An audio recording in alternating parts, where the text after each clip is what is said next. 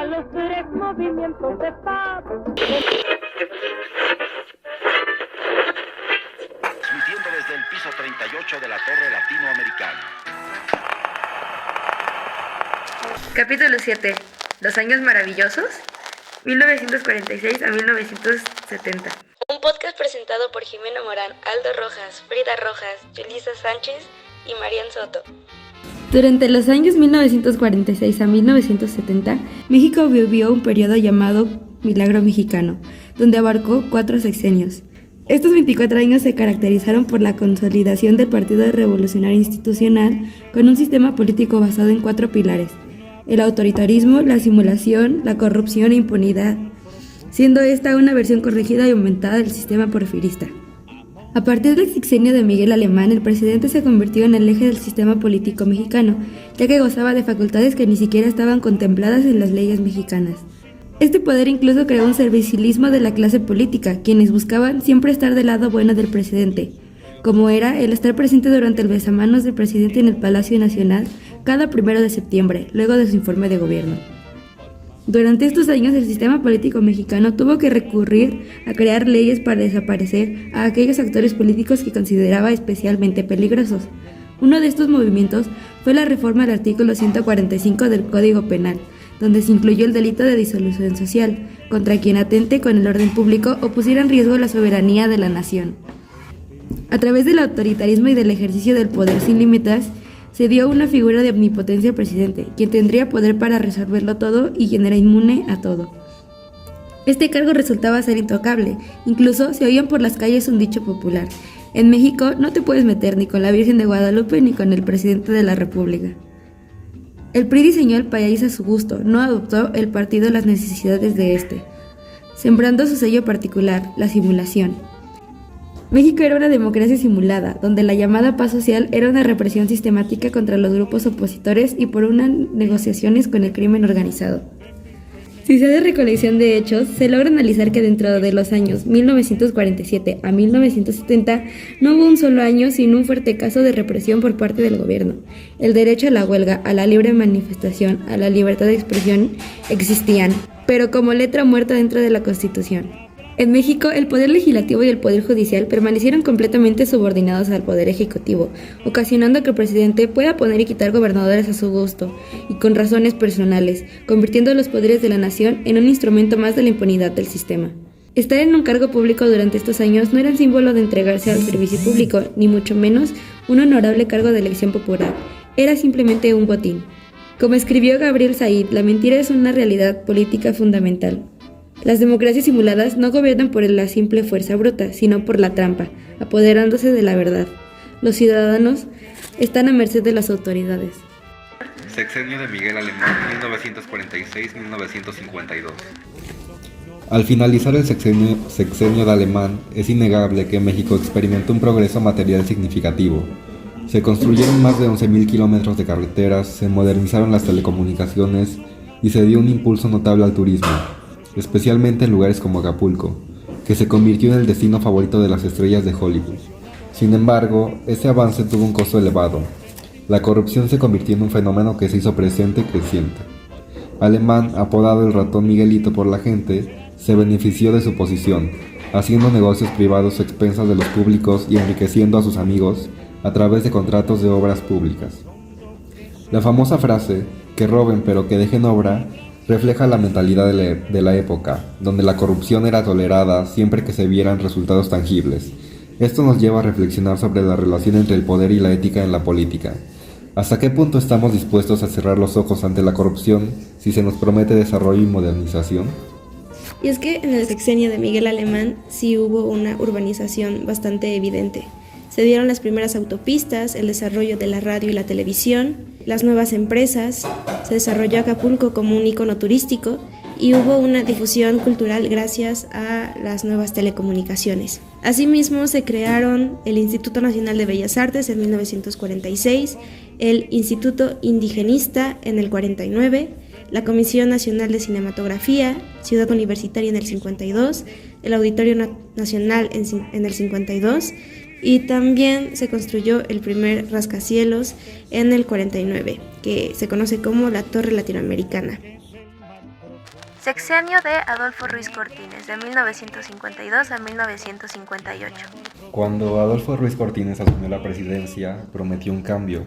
Su discurso de toma de posesión fue un claro golpe de la administración de Alemán, donde criticó la corrupción y se comprometió a la honradez y la moderación en el gasto público. Sin embargo, la sombra de su predecesor seguía presente y el pacto no escrito que protegía a Alemán de cualquier crítica se mantuvo.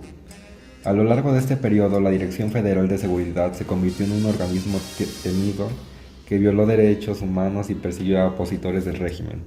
Esto nos recuerda que, aunque se hable de modernización y progreso, la represión y la falta de libertades puede estar al acecho. Otros elementos importantes del gobierno de Ruiz Cortines: en este periodo se dio lo que es el llamado desarrollo estabilizador.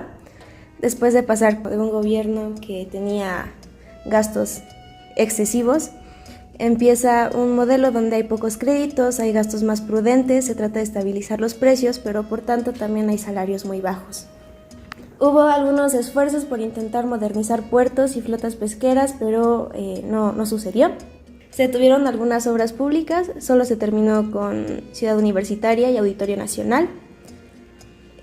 Hubo un creciente nacionalismo, se podía observar un aumento de eventos patrióticos como desfiles, pero pues mientras se promovía lo que era el nacionalismo y el patriotismo, también había represión a manifestantes. En ese periodo se dio sobre todo las manifestaciones de maestros y ferrocarrileros, mientras con los ferrocarrileros hubo una evasión bastante obvia. Para los maestros se dieron aumentos salariales. En esta época también se promovió algunas películas como Las vistas en clases, como Espaldas mojadas o Los olvidados, y también se dio un aumento del cabaret y el teatro. También llega la Fórmula 1 y se inaugura el estadio de Ciudad Universitaria. Sexenio de Adolfo López Mateos, 1958 a 1964. Adolfo López Mateos trabajaba en la Secretaría del Trabajo y se le conoció como el destapado de Ruiz Cortines. Con él inicia este concepto que se refería a este proceso en el que un presidente presentaba a su propuesta de candidato como si fuera su sucesor, pero pues en realidad sí había elecciones democráticas. Según, durante su sexenio puso a cargo de la Secretaría de Gobernación a Gustavo Díaz Ordaz. En finanzas nombró a Antonio Ortiz Mena, en educación a Jaime Torres Bodet y en relaciones exteriores a Manuel Tello. Durante este sexenio se presentaron distintas huelgas, todas y cada una de ellas fueron contenidas por Díaz Ordaz, la Confederación de Trabajadores Mexicanos y el Ejército. Un evento internacional que ocurre en este sexenio es la toma de La Habana por Fidel Castro. En este proceso, Estados Unidos inicia su bloqueo a Cuba. Durante este periodo, México decidió permanecer imparcial y mantuvo sus buenas relaciones tanto con Estados Unidos como con Cuba. De esta forma, Cuba jamás intentó apoyar un movimiento guerrillero dentro de México, que de hecho sí surgió uno. Se funda el Movimiento de Liberación Nacional y como integrante estaba Lázaro Cárdenas. Sin embargo, pues no pasó a mayores. A la par había una paranoia comunista entre los empresarios. Sin embargo, el gobierno de López Mateos se encargó de tranquilizarlos y que estuvieran seguros de que se iban a conservar sus intereses, pero como siempre se siguió reprimiendo al lado socialista. Otro aspecto importante fue que López Mateos no se ganó el apodo de López Paseos por casualidad.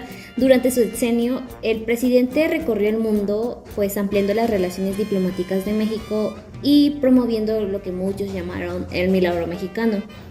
Este periodo fue marcado por un crecimiento económico notable, con un promedio de 6% anual y una inflación controlada de 2.6%. Además, se mantuvo la estabilidad en la paridad peso-dólar en 12.50 por dólar, lo que dio una imagen de un México fuerte y moderno. Un ejemplo curioso de esas giras fue durante su visita a Estados Unidos, cuando el presidente John Kennedy le elogió su reloj y López Mateos, muy a la mexicana, se lo quitó y se lo regaló. Al instante, pero horas más tarde, Kennedy hizo un comentario halagador sobre la esposa de López Mateos y entre risas, el presidente estadounidense devolvió el reloj con una frase poco diplomática en un mal español: ahí está su pinche reloj. También en 1964 se inauguraron dos museos que marcarían la historia cultural de la Ciudad de México: el Museo Nacional de Antropología y el Museo de Arte Moderno, ambos situados en el Paseo de la Reforma. Con la creación de la Comisión Nacional del Libro de Texto Gratuito en 1959, impulsada por Jaime Torres Bodet, al frente de la Secretaría de Educación Pública, México dio un paso crucial en la educación pública y en la creación de una conciencia histórica que, según el relato oficial, culpaba de los males del país a la conquista española. Sexenio de Gustavo Díaz Ordaz, 1964 a 1970. Al término del sexenio de López Mateos, como era de esperarse, se nos presenta a Gustavo Díaz Ordaz como sucesor, exsecretario de Gobernación, mismo que había mantenido el orden a base de represiones y mano dura. En 1965, un grupo de campesinos, estudiantes y maestros intentó tomar un cuartel en Madera, Chihuahua, inspirados por el socialismo y la lucha por la emancipación económica. El asalto fracasó y varios guerrilleros murieron. Fue el primer movimiento armado desde 1939 y fue una señal de que no todos se beneficiaban del milagro mexicano. Ese mismo año, la huelga de médicos del ISSSTE, que exigían mejores condiciones de trabajo y aumento salarial. Sin embargo, las autoridades, con su habitual indiferencia hacia las demandas laborales, ignoraron el conflicto, lo que agravó la situación. En el Frente Estudiantil, en 1966 y 1967 fueron años difíciles. Primero, los estudiantes de la Universidad Michoacana de San Nicolás de Hidalgo protestaron contra el aumento de cuotas del transporte, terminando en enfrentamiento que dejaron un muerto. Luego, en Guerrero, la guerrilla liderada por Lucio Cabañas y Genaro Vázquez, ambos egresados de la Escuela Normal Rural de Ayotzinapa, se levantó en armas en respuesta a la represión que sufrían los campesinos de la región. Como podemos notar, el gobierno de Díaz Ordaz no aceptaba el diálogo como una solución, mientras que la sociedad se encontraba cegada, pues muchos creían que México pasaba por un buen momento respecto al ámbito económico porque había la menor tasa de inflación desde 1930 y la mayor tasa de crecimiento desde 1921. Además, la emoción de que los Juegos Olímpicos en México se acercaban hacía que todo el tema de las protestas fuera visibilizado. En el año 1968 ocurrió una de las mayores tragedias en la historia de México, que fue la matanza de Tlatelolco el 2 de octubre. Desde julio del mismo año había muchas manifestaciones estudiantiles en contra de la represión del gobierno. Muchas instituciones se sumaron a la suspensión de clases a modo de protesta, entre ellas la Universidad Nacional Autónoma de México y el Instituto Politécnico Nacional. El 2 de agosto se formó el Consejo Nacional de Huelga, donde participaron los estudiantes de las escuelas antes mencionadas. Este consejo exigía cosas como la desaparición del cuerpo de granaderos o la destitución de jefes policíacos que habían abusado de su poder y reprimido al pueblo. El gobierno no cumplió ninguna de sus exigencias, pero ofreció al Consejo una resolución por medio del diálogo. El Consejo aceptaría solo con la condición de que este diálogo fuera público en presencia de la prensa, radio y televisión. Esto por supuesto que al gobierno no le gustó y no lo aceptó. Finalmente, el 2 de octubre, el CNH convocó a un mitin en la Plaza de las Tres Culturas en Tlatelolco. Al gobierno le preocupaba dicho evento, puesto que los Juegos Olímpicos se acercaban y la prensa extranjera ya iba llegando al país. El presidente no quería dar una mala imagen, así que recurrió a la violencia nuevamente. Infiltraron miembros del Batallón Olimpia en la manifestación y empezaron a dispararle y capturar a los estudiantes, un hecho lamentable que dejó más de 300 víctimas. Los días pasaron y con la llegada de los Juegos, todos se olvidaron de la tragedia. Años más tarde, el expresidente Díaz Ordaz fue enviado a España como embajador y un reportero le preguntó sobre el suceso, a lo que él descaradamente respondió que estaba orgulloso del año del 68 porque protegió al país y que no tenía las manos manchadas de sangre. En conclusión, aunque el mundo siga avanzando en tecnología y desarrollo, esto no garantiza mayores libertades. La represión puede mantenerse incluso en sociedades que se consideran modernas. Por eso es importante estar atentos y no dar por sentado que el progreso trae consigo más derechos o libertades. El verdadero avance se mide por cómo se protegen y respetan estos valores, independientemente de los cambios tecnológicos o sociales.